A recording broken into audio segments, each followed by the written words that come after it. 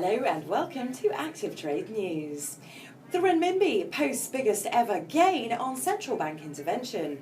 The renminbi posted its biggest one-day gain ever on Friday as traders reacted to China's central bank appearing to have intervened to boost confidence around the release of a big 5-year economic development plan.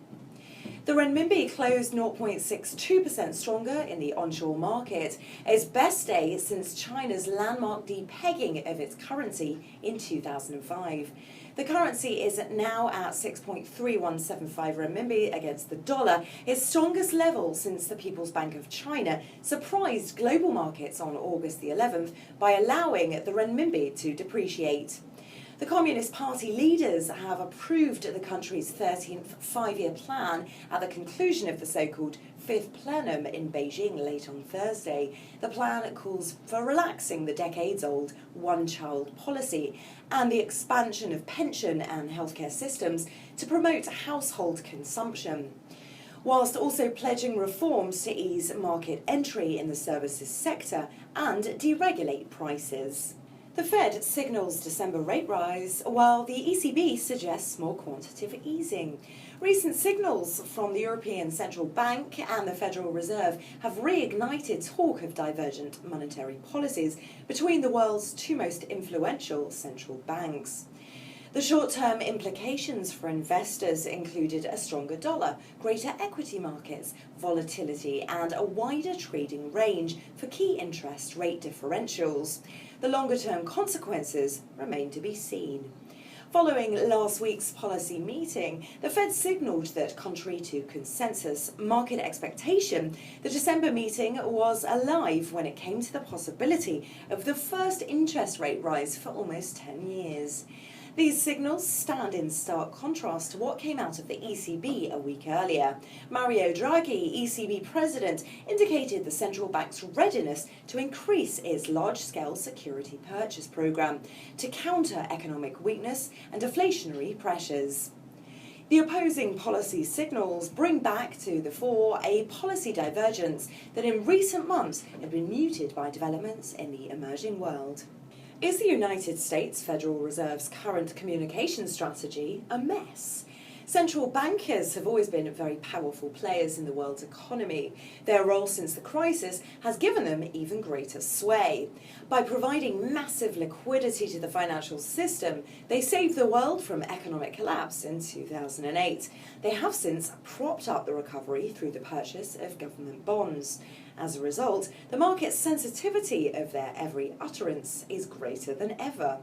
Yet, with various members of the Fed's policy-setting Federal Open Markets Committee, the FOMC, calling the decision to keep the base rate unchanged as data-dependent, which sounds great, despite the fact that in practice each of them seems to have a different interpretation of data-dependent, to the point that this seems to translate as gut personal instinct.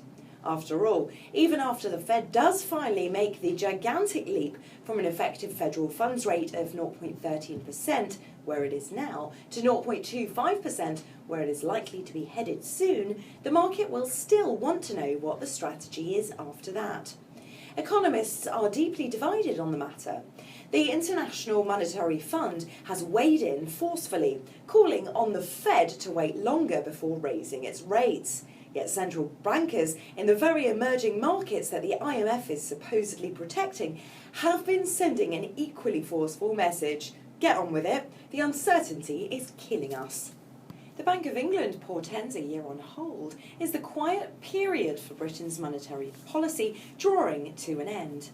The BOE surprised most observers when a strikingly dovish view on the economy on Thursday, announcing an 8-1 vote on the BOE's Monetary Policy Committee to hold interest rates at 0.5%, publishing its forecasts in its quarterly inflation report and suggesting they would stay low for longer than previously expected. With many economists having been predicting an interest rate rise in the spring or summer of next year, but the assumptions underlying the BOE's forecast suggest that there is only a small risk of overshooting the 2% inflation target, even if borrowing costs do not rise until 2017.